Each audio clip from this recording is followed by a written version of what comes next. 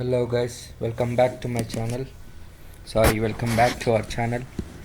Guys ಇವತ್ತು ನಾವು jamun video ಮಾಡ್ತಾಯಿದ್ದೀರಿ. ನೋಡ್ತಾ ಇದ್ದೀರಲ್ಲ ಜಾಮೂನು ಎಷ್ಟು ಚೆನ್ನಾಗಿದೆ ಅಂತ. ಸೊ ಈ ಜಾಮೂನ್ಗೆ ಬೇಕಾಗಿರೋ ಐಟಮ್ಸ್ ಕೋವಾ, ಸ್ಪೆಷಲಿ ಕೋವಾ ಬೇಕು. ಸೊ ಒಂದು ಅರ್ಧ ಕೆ ಜಿಯಷ್ಟು ಕೋವಾ ತೊಗೊಬಂದಿದ್ದೆ. ಅದ್ರ ಜೊತೆ ಅರ್ಧ ಕೆ ಜಿ ಮೈದಾ, ಆ್ಯಕ್ಚುಲಿ 1/4 ಕೆ ಜಿ ಬೇಕಿತ್ತು. ಅರ್ಧ ಕೆ ಜಿ ಮೈದಾ, 1 ಕೆ ಜಿ ಸಕ್ಕರೆ ತೊಗೊಂಬಂದೆ. ಇದನ್ನು ಫಸ್ಟು ನಾವು ಒಂದು ಪಾತ್ರೆಯಲ್ಲಿ ಸಕ್ಕರೆ ಹಾಕ್ಕೋಬೇಕು, 1 ಕೆ ಜಿ ಸಕ್ಕರೆ. ಸೊ ಅದಕ್ಕೆ ತಕ್ಕಂತೆ ನೀರು ಹಾಕ್ಕೋಬೇಕು. ಸೊ ಅದು ಫುಲ್ ಡಿಸಾಲ್ವ್ ಆಗಿ ಕರಗಬೇಕು. ಸೊ ಅದಕ್ಕೋಸ್ಕರ ಒಂದು ಹೆಚ್ಚು ಕಮ್ಮಿ ನೀರು ನಿಮಗೆ ಗೊತ್ತಾಗುತ್ತೆ ಹಾಕ್ಕೋಬೇಕಾದ್ರೆ. ನೋಡಿ ಅದು ಹೆಂಗೆ ಡಿಸಾಲ್ವ್ ಆಗ್ತಿದೆ ಅಂತ. ಮೆತ್ತಗೆ ಆಗೋವರೆಗೂ ಡಿಸಾಲ್ವ್ ಮಾಡಬೇಕು. ಇನ್ನೊಂದು ಕಡೆ ನಾವು ಆ ಕೋವಾನ ಬಿಡಿಸಿಟ್ಕೊಂಡಿದ್ರಿ. ಸೊ ಬಿಡಿಸಿಟ್ಕೊಂಡಿರೋ ಕೋವಾಗೆ ಮೈದಾ ಹಾಕ್ಕೋತಾ ಇದ್ರಿ. ಮೈದಾನೂ ಆ್ಯಕ್ಚುಲಿ 1/4 ಕೆ ಜಿ ಬೇಕಿತ್ತು ನಮಗೆ. ಅರ್ಧ ಕೆ ಜಿ ಕೋವಾಗೆ 1/4 ಕೆ ಜಿ ಮೈದಾ ಬೇಕು. ನಮ್ಗೆ 1/4 ಕೆ ಜಿ ಮೈದಾ ಸಿಗಲಿಲ್ಲ. ಸೊ ಅರ್ಧ ಕೆ ಜಿ ಪ್ಯಾಕೆಟಲ್ಲಿ ಒಂದು ಅರ್ಧ ಭಾಗ ಅಷ್ಟು ಹಾಕ್ಕೊಂಡಿದ್ರಿ. ಸೊ 1/4 ಕೆ ಜಿಯಷ್ಟು. ಸೊ ಅದನ್ನು ಜಡಿ ಇಟ್ಕೊಂಡು ಇದಕ್ಕೆ ಕೋವಾ ಜೊತೆಗೆ ಮಿಕ್ಸ್ ಮಾಡ್ಕೋತಾ ಇದ್ರಿ. ಸೊ ಅದನ್ನು ಮಿಕ್ಸ್ ಮಾಡ್ಕೊಂಡಾದ್ಮೇಲೆ ಕೋವಾ ಜೊತೆಗೆ ಮೈದಾನ ಮಿಕ್ಸ್ ಮಾಡ್ಕೋತೀರಿ. ನೀವು ಯೂಶ್ವಲಿ ಹೊರಗಡೆ ಜಾಮೂನ್ ಪ್ಯಾಕೆಟೆಲ್ಲ ನೋಡಿರ್ತೀರಲ್ಲ, MTR ಜಾಮೂನ್ ಪ್ಯಾಕೆಟು, ಅದರಲ್ಲಿ ಇವೆಲ್ಲ ಆಲ್ರೆಡಿ ಮಿಕ್ಸ್ ಆಗಿರುತ್ತೆ. ಸೊ ನಾವು ಅದನ್ನು ತೊಗೊಂಡು ಮಾಡಿಲ್ಲ, ನಾವು ನ್ಯಾಚುರಲಾಗಿ ಮಾಡಿದ್ರಿ. ಕೋವಾ ತೊಗೊಂಡು ಕೋವಾಗೆ ಮೈದಾ ಮಿಕ್ಸ್ ಮಾಡಿಕೊಂಡು ಮಾಡ್ತಾಯಿರೋದ್ರು. ಇದರಿಂದ ಇದು ಒಂಥರ ಹೋಮ್ ಮೇಡು ಜಾಮೂನ್ ಮಾಡಿರೋ ಥರ ನಾವು ಯೂಶ್ವಲಿ ಹಿಂಗೆ ಮಾಡೋದು. ಅದು ನಾವು ಅಪ್ಪ ಮಾಡೋದು ಆ್ಯಕ್ಚುಲಿ. ಅವರು ಸ್ವೀಟು ಅದೆಲ್ಲ ತುಂಬ ಚೆನ್ನಾಗಿ ಮಾಡ್ತಾರೆ, ಅದರಲ್ಲೆಲ್ಲ ಸ್ಪೆಷಲಿಸ್ಟ್ ಅವರು. ಸೊ ಅದಕ್ಕೆ ಅವರೇ ಹೇಳಿದ್ರು ಜಾಮೂನ್ ಪ್ಯಾಕೆಟ್ ಅದೆಲ್ಲ ಬೇಡ, ಹಿಂಗೆ ಮಾಡೋಣ ಅಂತ. ಸೊ ಅದಕ್ಕೆ ಅವರು ಕೋವಾ ತರಿಸಿ ಅದಕ್ಕೆ ಅರ್ಧ ಕೆ ಜಿ ಕೋವಾಗೆ 1/4 ಕೆ ಜಿನೂ ಹಾಕಿಲ್ಲ ಅವರು, ಒಂದು 200 ಗ್ರಾಮ್ಸ್ ಹಂಗೆ ಹಾಕಿರ್ತಾರೆ ಮೈದಾ ಅಷ್ಟೇ. ತುಂಬ ಮೈದಾ ಹಾಕ್ಕೊಂಬಿಟ್ರೆ ಜಾಮೂನ್ ಫೀಲ್ ಬರೋಲ್ಲ. ಜಾಮೂನ್ ಫೀಲ್ ಬರಬೇಕು ಅಂದರೆ ನಮಗೆ ಕೋವಾ ಜಾಸ್ತಿ ಇರಬೇಕು. ಸೊ ಸ್ವೀಟ್ ಕೋವಾ ತರಿಸ್ಬಾರ್ದು, ಸಪ್ಪೆ ಕೋವಾ ತರಿಸ್ಬೇಕು. ಸಪ್ಪೆ ಕೋವಾ ತರಿಸಿ ಅದಕ್ಕೆ ಮೈದಾ ಮಿಕ್ಸ್ ಮಾಡ್ಕೋಬೇಕು. ಆಮೇಲೆ ಅದಕ್ಕೆ ಸ್ವಲ್ಪ ಸೋಡಾ ಹಾಕ್ಕೋತಾರೆ. ಸೋಡಾ ಹಾಕ್ಕೊಂಡ್ರೇ ಅದು ಸ್ವಲ್ಪ ಸಾಫ್ಟಾಗಿ ಬರುತ್ತೆ. ಮತ್ತು ಪಾಕ ಚೆನ್ನಾಗಿ ಹಿಡಿಯುತ್ತೆ ಜಾಮೂನ್ಗೆ ಮೇನ್ ಇರೋದೇ ಪಾಕ ಚೆನ್ನಾಗಿ ಹಿಡಿಬೇಕು. ಆವಾಗೇ ಅದು ನಾವು ಜಾಮೂನ ಬಾಯೊಳಗಡೆ ತಿನ್ಬೇಕಾದ್ರೆ ಆ ಪಾಕ ಎಲ್ಲ ನಮಗೆ ಫೀಲ್ ಆಗುತ್ತೆ. ಇಲ್ಲಾಂದರೆ ಕೆಲವು ಕಡೆ ನೀವು ನೋಡಿರ್ತೀರ ಜಾಮೂನಲ್ಲೇ ಗಟ್ಟಿ ಇರುತ್ತೆ, ಅವೆಲ್ಲ ಒಳಗಡೆ ಬೆಂದಿರಲ್ಲ. ಸೊ ಅದೆಲ್ಲ ಪ್ರಾಬ್ಲಮ್ ಇದರಿಂದನೇ ಬರೋದು. ಸೊ ಈ ಕಡೆ ಸೋಡಾ ಹಾಕ್ಕೊಂಡು ಅದನ್ನು ಅದ್ರ ಜೊತೆ ಮಿಕ್ಸ್ ಮಾಡಿಕೊಂಡು ಸ್ವಲ್ಪ ನೀರು ಹಾಕ್ಕೊಂಡು ಮಿಕ್ಸ್ ಮಾಡ್ತಾಯಿದ್ದಾರೆ.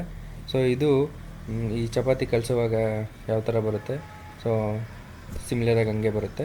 ಸೊ ಚೆನ್ನಾಗಿ ಮಿಕ್ಸ್ ಮಾಡಿಕೊಂಡು ಆಮೇಲೆ ಅದನ್ನು ಅವ್ರಿಗೆ ಎಷ್ಟು ಅಳತೆ ಬೇಕೋ ಆ ಅಳತೆಯಲ್ಲಿ ಚಿಕ್ಕದಾಗಿ ಪೀಸ್ ಮಾಡ್ಕೋತಾರೆ. ಸೊ ನೋಡ್ತಿರ್ಬೋದು ಮಿಕ್ಸ್ ಮಾಡ್ತಾಯಿದ್ದಾರೆ. ಕ್ಲೀನಾಗಿ ಮಿಕ್ಸ್ ಆಗಬೇಕು. ಈ ಕಡೆ ಮೈದಾನೂ ಹಾಕಿರ್ತಾರೆ, ಸೊ ಕೋವಾನೂ ಇದೆ.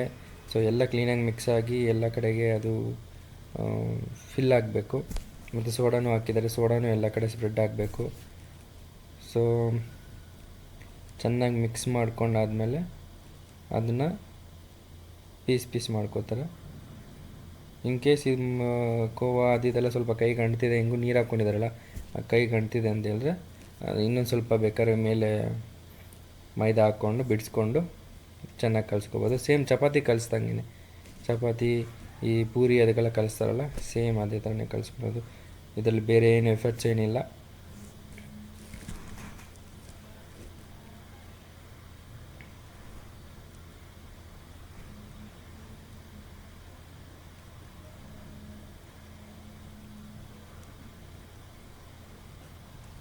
ಈಗ ರೆಡಿಯಾಗಿದೆ, ಫುಲ್ ಮಿಕ್ಸ್ ಮಾಡಿದ್ದಾರೆ. ನೋಡಿ ಈ ಥರ ಇರುತ್ತೆ ಅದು. ಇದನ್ನು ನಾನು ಆ್ಯಕ್ಚುಲಿ ಅವ್ರಿಗೆ ಇನ್ನೂ ಸ್ವಲ್ಪ ಚಿಕ್ಕ ಪೀಸ್ ಮಾಡು ಅಂತ ಹೇಳಿದೆ. ಯಾಕಂದರೆ ಅವರು ಯೂಶ್ವಲಿ ದೊಡ್ಡ ಪೀಸ್ ಮಾಡ್ತಾರೆ.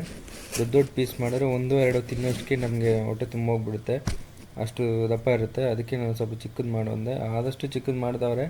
ಇದಕ್ಕಿಂತ ಇನ್ನೂ ಚಿಕ್ಕದು ಮಾಡಬೇಕಿತ್ತು. ಅವರು ತುಂಬ ಚಿಕ್ಕದಾದ್ರೆ ಚೆನ್ನಾಗಿರಲ್ಲ, ಬಾಯಿ ತುಂಬ ಸಿಗಬೇಕು ಜಾಮೂನು, ಅವಾಗೆ ಚೆನ್ನಾಗಿರೋದು ಅಂತ ಹೇಳಿದ್ರು. ಸೊ ಅದಕ್ಕೆ ಅದು ಎಲ್ಲ ಮಿಕ್ಸ್ ಮಾಡ್ಕೊಂಡಾದ್ಮೇಲೆ ಪೀಸಸ್ ಮಾಡ್ಕೋತಾ ಇದ್ದಾರೆ. ಆಮೇಲೆ ಆ ಪೀಸಸ್ ಮಾಡಾದ್ಮೇಲೆ ಅದನ್ನು ಕ್ಲೀನಾಗಿ ರೌಂಡ್ ಶೇಪ್ ಮಾಡ್ಕೋಬೇಕು. ಜಾಮೂನ್ ನೀವು ನೋಡಿರ್ತೀರಲ್ಲ, ಪ್ಯೂರ್ ರೌಂಡ್ ಶೇಪಲ್ಲಿರುತ್ತೆ. ಕೆಲವರು ಬೇರೆ ಬೇರೆ ಶೇಪ್ಸಲ್ಲೂ ಮಾಡ್ತಾರೆ.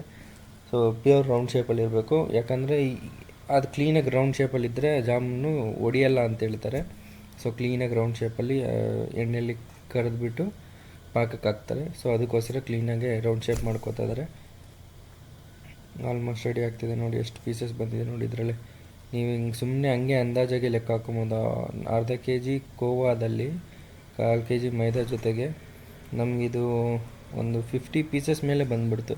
ಅಷ್ಟೊಂದು ನಾವು ಯಾರೂ ತಿನ್ನಲ್ಲ ಮನೇಲಿ ಅಂದ್ಬಿಟ್ಟು ಅಕ್ಕಪಕ್ಕದವ್ರಿಗೆ ಅವ್ರಿಗೆ ಎಲ್ಲರಿಗೂ ಕೊಟ್ಬಿಟ್ರಿ ನಾವು ಸ್ವಲ್ಪ ತಿನ್ಕೊಂಡು. ಸೊ ಈ ಕಡೆ ಪಾಕ ನೋಡಿ, ಅದು ಪಾಕ ಸಕ್ಕರೆ ಪಾಕ ಅದು ಕುದೀತಾ ಐತೆ. ಅದು ಕುದೀತಾ ಇದಾಗುತ್ತೆ. ಇನ್ನೊಂದು ಕಡೆ ನಾವು ಬಾಣಲೆಯಲ್ಲಿ ಎಣ್ಣೆ ಇಟ್ಕೊಂಡಿದ್ರಿ. ಆ ಎಣ್ಣೆ ಏನಕ್ಕಂದರೆ ಜಾಮೂನ್ ನಾವು ರೌಂಡ್ ಮಾಡಿ ಇಟ್ಕೊಂಡಿದ್ರಲ್ಲ ಅದನ್ನು ಫ್ರೈ ಮಾಡೋಕ್ಕೆ. ಅದನ್ನು ಅಷ್ಟೇ ಸ್ಟಾರ್ಟಿಂಗಲ್ಲಿ ಲೋ ಫ್ಲೇಮಲ್ಲಿ ಇಟ್ಕೋಬೇಕು. ಒಂದು ಹಾಕಿ ನೋಡಬೇಕು ಅದು ಚೆನ್ನಾಗಿ ಆಗ್ತಿದೆ ಅಂತ. ಅದಾದಮೇಲೆ ರಿಮೈನಿಂಗ್ ಹಾಕ್ಕೊಬೇಕು. ರಿಮೈನಿಂಗ್ ಹಾಕೊಂಡಾದ್ಮೇಲೆ ಫ್ಲೇಮ್ ಜಾಸ್ತಿ ಇಟ್ಕೊಂಡು ಫ್ರೈ ಮಾಡಬೇಕು. ಸೊ ಅದು ಬ್ರೌನ್ ಕಲರ್ ಬರೋವರೆಗೂ ಫ್ರೈ ಮಾಡಬೇಕು. ಫ್ರೈ ಮಾಡ್ಬೇಕಾದ್ರೆ ಹುಷಾರಾಗಿ ಫ್ರೈ ಮಾಡಬೇಕು. ಜಾಸ್ತಿ ಜೋರಾಗಿ ಸ್ಟಿರ್ ಮಾಡೋದೆಲ್ಲ ಮಾಡಬಾರ್ದು, ಇಲ್ಲಾಂದರೆ ಅದು ಒಡೆಯೋ ಚಾನ್ಸಸ್ ಇರುತ್ತೆ. ಯಾಕಂದರೆ ಜಾಮೂನ್ ತುಂಬ ಡೆಲಿಕೇಟು.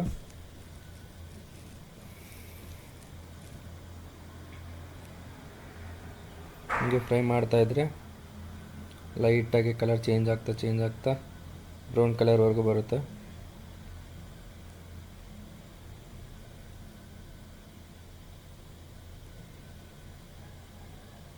ನೋಡಿ ಈಗ ಸ್ವಲ್ಪ ಬ್ರೌನ್ ಆಗಿದೆ, ಇನ್ನೂ ಸ್ವಲ್ಪ ಆಗಬೇಕು ಅಂತ ಹೇಳಿದ್ರು. ನಾನು ಇದೇ ಸಾಕು ಅಂತ ಹೇಳಿದೆ. ಅದೇ ಅವರು ಹಿಂಗೆ ಮಾಡಿದ್ರೆ ಅದು ಬೆಂದಿರಲ್ಲ ಅಂತ ಹೇಳಿದ್ರು. ಕಲರ್ ಮಾತ್ರ ಬಂದಿರುತ್ತೆ, ಒಳಗಡೆ ಕೋವಾ ಮೈದಾ ಅದೆಲ್ಲ ಬೆಂದಿರಲ್ಲ. ಅದು ಬೇಯಬೇಕು. ಅದು ಬೆಂದ್ರೇ ನಾವು ಪಾಕದೊಳಗಡೆ ಹಾಕ್ಕೊಂಡ್ರೆ ಚೆನ್ನಾಗಿರುತ್ತೆ. ಈ ಕಡೆ ಪಾಕ ನಾವು ಚೆನ್ನಾಗಿ ಆದಮೇಲೆ ಸೈಡಿಗೆ ಇಟ್ಟಿರ್ತೀರಿ. ಪಾಕ ಈ ಕಲರ್ ಬರಬೇಕು. ಒಬ್ಬೊಬ್ಬರು ವೈಟ್ ಕಲರಲ್ಲೇ ಇಟ್ಟಿರ್ತಾರೆ, ಯಾಕಂದರೆ ಅವರು ಚೆನ್ನಾಗಿ ಅದು ಕುದಿಸಿರಲ್ಲ. ಚೆನ್ನಾಗಿ ಕುದಿಸ್ಬೇಕಿತ್ತು, ಕುದಿಸಿದ್ರೇ ಈ ಕಲರ್ ಬರುತ್ತೆ. ಈ ಕಲರ್ ಬಂದಾದಮೇಲೆ ಅದು ಪಾಕ ಬಿಸಿ ಇತ್ತು ಅಂತ ಅದನ್ನು ಸಪ್ರೇಟಾಗಿ ಒಂದು ಸೈಡಲ್ಲಿ ಇಟ್ಟು ಆರಿಸ್ತಾ ಇದ್ದೀನಿ. ಸೊ ಪಾಕ ಆರಬೇಕು. ಹಾಗೆ ಬಿಸಿ ಬಿಸಿ ಪಾಕದಲ್ಲಿ ಹಾಕಿದ್ರೂ ಜಾಮೂನು ಒಡೆದೋಗುತ್ತೆ. ಈ ಕಡೆ ನೋಡಿ, ಅದು ಜಾಮೂನು ಎಣ್ಣೆಯಲ್ಲಿ ಕರಿತಾ ಇದ್ದು ಅವಾಗೇ ಇದ್ದಿದ್ದು ಬ್ರೌನ್ ಕಲರ್ಗಿಂತ ಈಗ ಸ್ವಲ್ಪ ಬ್ರೌನ್ ಆಗಿದೆ. ಈಗ ಹಂಗೆ ನೋಡೋಕ್ಕೆ ಜಾಮೂನ್ ಥರನೇ ಇದೆ ಅದು. ಸೊ ಇದನ್ನು ಪಾಕದಲ್ಲಿ ಹಾಕಿದ್ರೆ ಅಂದರೆ ಆ ಪಾಕ ಆರಿರೋ ಪಾಕದಲ್ಲಿ ಹಾಕಿದ್ರೆ ಚೆನ್ನಾಗಿ ಆ ಪಾಕ ಎಲ್ಲ ಎಳ್ಕೊಳುತ್ತೆ. ಸೊ ಇದನ್ನು ಜಡಿಗೆ ಹಾಕಿದ್ದಾಯಿತು. ಎಣ್ಣೆಯೆಲ್ಲ ಫಿಲ್ಟರ್ ಮಾಡಿ ಇದಲ್ಲಿ ನೋಡಿ, ಎಣ್ಣೆ ಎಲ್ಲ ಎಳ್ಕೊಂಬಿಟ್ಟಿದೆ. ಎಣ್ಣೆ ಇಲ್ಲ ಇದರಲ್ಲಿ, ಅಂದರೆ ಎಣ್ಣೆಯಲ್ಲಿ ಕರೆದಿರೋದೆ. ಸೊ ಎಣ್ಣೆ ಏನು ಅಷ್ಟು ಕಾಣಿಸ್ತಿಲ್ಲ, ಯಾಕಂದರೆ ಅದು ಎಣ್ಣೆ ಇದ್ದರೆ ಎಣ್ಣೆಗೆ ಪಾಕಾಗೆ ಮಿಕ್ಸ್ ಮಾಡೋದು ಸ್ವಲ್ಪ ಬಿಡಬೇಕು. ಆಮೇಲೆ ಅದನ್ನು ತೊಗೊಂಡು ನಾವು ಮಾಡಿರೋ ಪಾಕಕ್ಕೆ ನಿಧಾನಾಗೆ ಮಿಕ್ಸ್ ಮಾಡ್ಕೋಬೇಕು ಅದರಲ್ಲಿ. ಸೊ ಇಮಿಡಿಯೇಟ್ಲಿ ಹಾಕಿದ ತಕ್ಷಣ ಅದು ಪಾಕ ಎಲ್ಲ ಹೀರ್ಕೊಬಿಡಲ್ಲ, ಅದಕ್ಕೂ ಟೈಮ್ ಬೇಕಾಗುತ್ತೆ. ಸೊ ಸ್ವಲ್ಪ ಹೊತ್ತು ಹಿಂಗೆ ಸ್ಟಿರ್ ಮಾಡಿ ಅದೇ ಪಾಕದಲ್ಲಿ ಒಂದು ಸ್ವಲ್ಪ ಹೊತ್ತು ಬಿಡಬೇಕು. ಅದನ್ನ ಬಿಟ್ಟಾಗ ಅದು ನಿಧಾನಕ್ಕೆ ಡಿಸಾಲ್ವ್ ಆಗುತ್ತೆ. ಇವಾಗ ಸ್ಪಾಂಜನ್ನು ನಾವು ನೀರೊಳಗಡೆ ಹಾಕಿದ್ರೆ ನೀರೆಲ್ಲ ಹಿಂಗೆ ಎಳ್ಕೊಂಡು ಲಾಸ್ಟಿಗೆ ತುಂಬ ತೂಕ ಇರೋ ಥರ ಫೀಲ್ ಆಗುತ್ತೆ ಸ್ಪಾಂಜು. ಸೇಮ್ ಇದು ಅದೇ ಥರನೇ ಜಾಮೂನು ಎಣ್ಣೆಲಿ ಕರೆದಾಗ ಏನಷ್ಟು ವೆಯ್ಟ್ ಫೀಲ್ ಆಗೋಲ್ಲ ನಮಗೆ.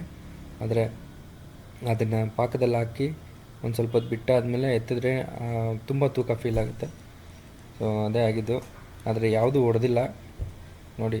ನಾವು ಬೇರೆ ಕಡೆ ಮಾಡಿದರೆ ಇಲ್ಲ ಜಾಮೂನ್ ಪ್ಯಾಕೆಟ್ ತೊಗೊಂಡು ಮಾಡಿದರೆ ಪಕ್ಕ ಒಡೆದೋಗ್ಬಿಡ್ತಾಯಿತ್ತು.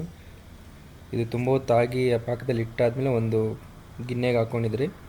ಸೊ ಇಲ್ಲಿ ನೋಡಿ, ಅದ್ರಲ್ಲಿ ಪಾಕನೇ ಕಮ್ಮಿ ಆಗಿಬಿಟ್ಟಿದೆ. ಎಲ್ಲ ಇದ್ರಲ್ಲಿ ಹಾಕಿದ್ದೀರಿ. ಸೊ ಎಲ್ಲ ಹೀರ್ಕೊಂಡಿದೆ. ಈಗ ರೆಡಿ ಟು ಸರ್ವ್ ಥರ ಇದೆ ಅದು. ಸೊ ಅದಕ್ಕೆ ಟೇಸ್ಟ್ ಮಾಡೋಣ ಅಂತ ಅನಿಸ್ತು.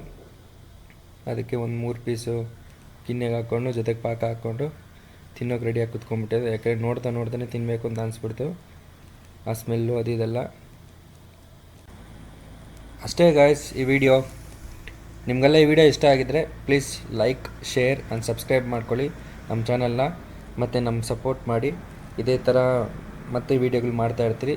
ಪ್ಲೀಸ್ ಎಲ್ಲರೂ ವೀಡಿಯೋನ ಕೊನೆವರೆಗೂ ನೋಡಿ. ಬಾಯ್ ಗಾಯ್ಸ್, ಬಾಯ್.